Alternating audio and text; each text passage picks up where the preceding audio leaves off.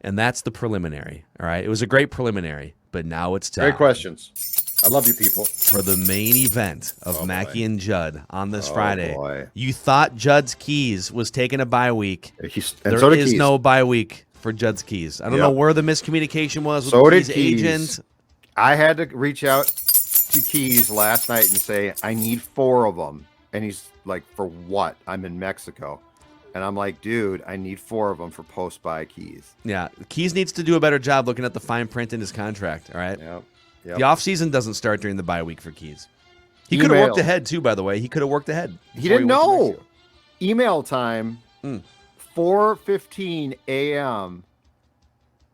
I just swallowed the worm in Mazatlan, and I can't see straight, but I'll give you 4. You're not supposed to swallow the worm. Hopefully you can read them. That's all I know. Keys isn't coming back until Tuesday. Keys had put down the film. He had put down the clicker. Did Keys do some self-scouting? He talked to Baldy a week ago Friday, and that was it, because he's like, I'm on bye now. He did some self-scouting. He might be checking himself in to an unnamed place to get some help. But for right now, I've got some early morning keys. All right, these are Judd's keys to Vikings success post-bye. All right, big picture keys here. I'll start from the bottom of what Keys sent me and work my way up. So key number 4. 2 out of 4 ain't bad. All right, with the schedule coming up, the gauntlet of games that we have discussed extensively because it's very interesting. You come back with a Halloween night game against the Cowboys at home. You go to Baltimore. You go and play the Chargers, and then you play host to the Packers, which gives you a quarterback of a foursome of Prescott, Lamar, Herbert, Rodgers. Realistically, 2 out of 4 post-bye ain't bad. I know it'd be nice to get 3. I mean, hell, it'd be great to get 4. And I think Dex has predicted 3, which to me is a lot because the back-to-back road games are really tough. But I think realistically, if you go to San Francisco on November 28th at 5-5, it's not great, but with that gauntlet of games, it's probably not terrible. And then here's the kicker. So out of those 4 games, you play at San Francisco, at Detroit, you play host to Pittsburgh, which by the way, now you should win. Like, sorry. Pittsburgh has a defense. Yeah, no, but I'm saying you play host to Pittsburgh. You should beat Pittsburgh at home.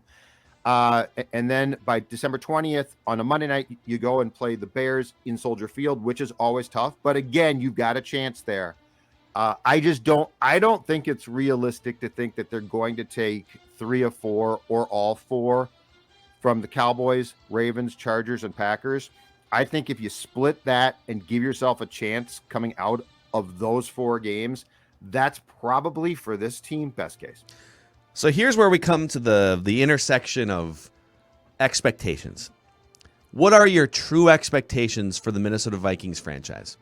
Do you want them to sneak into the playoffs with 9 or 10 wins, which is sort of the norm, and then cross your fingers and hope they can get to the second round and then try again next year? Or do you want them to win a Super Bowl, which is our mission statement on Purple Daily? And on Mackie and Judd, we talk about we just want championships. Let's raise the bar, raise the expectations. If you want championships, these next 4 games are a measurement. These are the teams that you would face in the playoffs or maybe even in the Super Bowl if the Ravens make it that far, right? Like Cowboys, they're going to be there late in the playoffs maybe. Ravens, the Chargers, I think, are a team with Justin Herbert that's going to be there year after year. The Packers have been to the NFC Championship game 2 years in a row, right? If you want to win a championship, win 3 or 4 of your next 4 games. If your expectation is just do what you can to get to 9 or 10 wins and, we'll see how it goes, then you go 2-2 and then be 5-5 after your first 10 games and then try and find 4 more and get to 9 wins and hope that you get a wild card spot. Yep. Like that's what we do. It's like, well, if they can go 2-2, well, then they can get to 5-5 and like keep their season alive. This isn't about keeping your season alive. It's about winning a Super Bowl. So go win 3 or 4 of the next 4 games. Keys. That's Keys, okay? Keys. He's in Mazatlan. He is sound asleep right now. I agree completely. But here's the so just quickly, here's the dirty little secret that is unfolding for the NFC North right now. The Packers, with what might be Rodgers' last year in Green Bay, are going for it. Have you seen what they're doing? Marcellus Wiley let go by the Texans. And I think he's still a nice player. Marcellus Wiley? The Packers signed him. Or no, not Wiley. I was like, isn't he like on ESPN or Fox Sports? He's like Fox Sports guy. No. I'm thinking of who's the guy from the Texans? Who's the guy from the Texans? I was wrong there. I'm sorry. I'd like to apologize. So for that. Keys gave you bad notes there. No. That's me. That's not Keys. Wait. I'll find it here. Somebody was released. Was it Texans? Whitney I can never say this name. There we go. Wiley. Yeah, Whitney Merciless. I'm like, wait a second, Marcellus Wiley. It's like 50. Marcellus Wiley. No. That's awesome. Whitney Merciless. Thank you very much. Okay, so he signed. Hold on, I got to compose myself here. He signed with the Packers. The Packers are going in, though. That's my point. So they're going in on the season, which I don't blame them. Probably a smart move, but that's going to make it incredibly hard to catch them. But yeah, I'm with you, Phil. If the Vikings are serious about this thing, a run would be great. But it's almost like when you say that, so these next four games. Dick Butkus was out there, and the Packers scooped him up, and no one saw it coming. Marcellus is only 46, Judd. He's only 46. Well, then he could play. What am I saying? It's like these next four games. If the Rams were facing these next four games, do you think the Rams' expectation would be, got to split? No, they'd be saying, we'll be favored in all four of these games. We expect to win all four, minimum 3, because we want to win the Super Bowl. Yep. And on the Viking side, it's like, well, maybe we can. Oh, that Ravens game's a loss for sure. Well, then how are you going to... Okay, if that Ravens game's a loss for sure, then you're not winning a Super Bowl. I love it. Put the pressure on them. Yeah, absolutely. So, all right, absolutely. Sorry, that was a long, lengthy first key there. My bad. Key number 3, stop Bart Starr. If you can't contain Lynn Dickey, you're screwed. All right. The Magic Man, Don Mikowski. Key number 3. I'm flustered here because that was so funny. Key number 3. Time to make a splash, as in splash plays. Defensively, so we talked about the pass rush, much improved. The pressure, really good. And when you're getting pressure on opposing QBs, good or bad, it gives you opportunities to make more plays, right? Because there's pressure. They're making quicker decisions because they have to. I got 3 names for you that I'd like to see some splash plays come from on defense, which would mean quick changes, shorter fields, and or just flat out defensive touchdowns. Eric Kendricks, who I think is very good, but he has the ability to make huge plays. Anthony Barr, you've been back for a couple games now. We always talk about, or I should say, Zimmer always talks about your value and what you bring. And the last one, Harrison Smith. Mm-hmm. So I'm not talking about being good. So I'm not saying, they suck now. They don't. I'm talking about a Harry the Hitman play, pick 6. I'm talking about Kendricks. He's got one of his patented one-hand picks. He almost had another that he didn't catch against the Panthers. Yeah. But those are 3 names that I'm saying post-bye, make those game-changing, oh my God, the momentum just completely shifted plays. Splash plays. And it's unrealistic to expect anyone to do what Trayvon Diggs has done the first 6 games, which is just have an interception. He's just changing the game every game. But, you're looking up at Dallas. You're about to play Dallas. Dallas has a guy that's making a play like that pretty much every game. And that's part of the reason why Dallas has a couple more wins than the Vikings do. So I'm with you. I don't think you can expect a one-handed interception every single game. But, can you...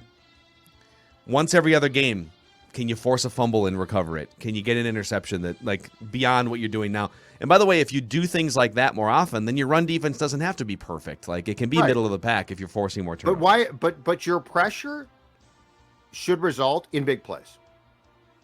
Right? That's not too much to ask. All right. Key number 2. Joey Browner must improve his play. Key number 2, during the bye week, I hope Zim spent the bye in 3 places. 1, watching film. 2, in bars to have some fun. And 3, in church praying. Because you need to pray coming out of the bye that your cornerbacks hold up. Pat P, to his credit, was playing really well. And he provided a level of stability and professionalism in the secondary that I think was especially at the corners a year ago lacking. Like, you just didn't have it. You were trying to play Gladney and Dantzler and young guys. Pat P is out for at least 3 games now because of the hamstring. I think at his age, it might be more. And if you were truly going to go with Breland and Dantzler, you're going to have to pray a bit.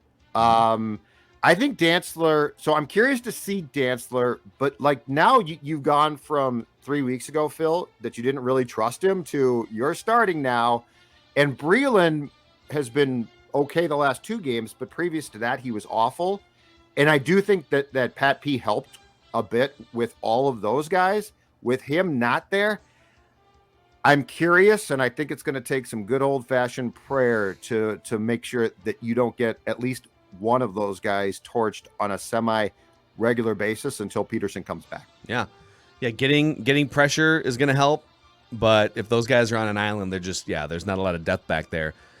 Real quick, attention college students. I know we're talking about the Vikings right now, but the most exciting team might be the Wild. And college night discounts are back this season. Wild tickets starting at just $39 for college students. There's a few games to choose from each month. You can find out more at wild.com/themepacks. That's wild.com/themepacks. And what's the number one key for post-buy success for the Vikings? It's not creative. It's not clever, but it's very, very important. It is very, very simple. Just let Kirk cook. Kirk Cousins has been, to his credit, Kirk Stan right here.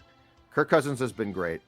And there seems to still be a hesitancy to lean into the Kirk. Like, they're sort of doing it at times, but not enough. He's got Jefferson, he's got Thielen, he's got Osborne, he's got Conklin, he's got 2 capable, 1 great back behind him. Lean into the Kirk and make this Kirk's offense. So that does not mean that Dalvin is not important, but what it does mean is that what we saw at times against Carolina should become far more of a blueprint to allow Kirk Cousins to maximize his abilities. Because you know what? If you are going to have the success, Phil, that you are demanding against the Dallases and the Ravens and Chargers, would you stop that, Stella? If you are going to demand that, you are going to flat out need to count on at times outscoring opponents. And that's going to be tough. But it looks like it's possible. So let's find out. Let Kirk cook. All right, so keys. So the pushback there would be, what do you mean? He's got the 4th most pass attempts of any quarterback in the league this year. Take it away. And I will cut in here and say on Keys' behalf, in Keys' defense, true, but the Vikings are averaging the 3rd fewest air yards per attempt. So Right. and some of this might be on Kirk. A lot of check downs, short passes. We've also seen in like 2nd and long, 3rd and long situations, a lot of sort of tricked up plays like bubble screens. Yeah. Just short, safe passes, right? And you look at the top of the league, the Ravens are averaging 10 air yards per attempt. The Packers are averaging 9.5 air yards per attempt. The Bills, the Rams, the Browns, all over 9. So Buccaneers, 9. Let's take the training wheels off this thing, baby. Well, let's throw the ball down the field. Let's get it. And we sort of saw it against the Panthers, right? Because I will go back to it. I loved, and it didn't hit, and it was partially Kirk's fault because the throw was not great. The early post route shot deep to Jefferson, I don't care. It didn't work. That's what I want. Like, that's what you got to do. Because you know what? The next time, that's Justin Jefferson. It's going to work. Kirk's throw was off. I think that there was a guy from the Panthers coming in with late pressure that probably forced him to hurry that throw, but I don't care again. I care about the fact that that type of shot is the type of shot that is going to work, and it is a huge play, and it sure as hell beats a run on that down. Yep. There they are. Judd's keys to a post-bye string of success for the Minnesota Vikings. Yep. There's no. I am already pumped for a week from Sunday, man. Well, that Sunday Night Football, Carrie Underwood singing the intro. Yep. Let's get it. Oh, Dallas coming in with Staubach and Tony Dorsett. I mean, that's going to be a tough game. So, Marcellus Alvin Harper. Marcellus Wiley retired in 2006. That's one of my. That is such a. I am almost 52-year-old. Like that is 2006. You think to yourself, it's not going to happen to me. I'm not going to age. I'm going to age gracefully, right? And you're throwing out Marcellus Wiley as an available free agent. Just got cut by. Did you know something was wrong when you saw the look that Phil and I gave you? No, I was like, we were trying to search for okay, we know it's not Marcellus Wiley, but who is he talking about? But then I'm like, Marcellus, what? No, it's not Marcel. What? But the thing that I liked was my confidence. Like I came in with it. Like I was like Marcellus. And then I think I said Marcellus Wiley, and you were like, yeah, Marcellus Wiley. I'm like, really? He's back? He's back? His contract's up at Fox Sports 1? In my defense, Whitney Merciless, Marcellus Wiley. I mean, those names are pretty damn close, right? Got some M's. Start with a W. You got some W's. Like, those names are close. But I love my confidence. Because I'm gonna tell you right now that, I mean, when Tarkington starts on Sunday, you're in for a treat. Look out. He's playing so well. Look out, man. Well, now I know Robert Smith going to be tough to contain him against the Cowboys. Real tough. Hello, Age. All right, that's a wrap here. We got to send Judd off to a nursing home. Go to my nursing home for the bye week. Drive me to the nursing home. Appreciate you guys hanging out with us here on Mackey and Judd, daily Minnesota sports entertainment. We just want titles, damn it. Let's raise the bar here. That's right, and old players. That's right, kids. Titles.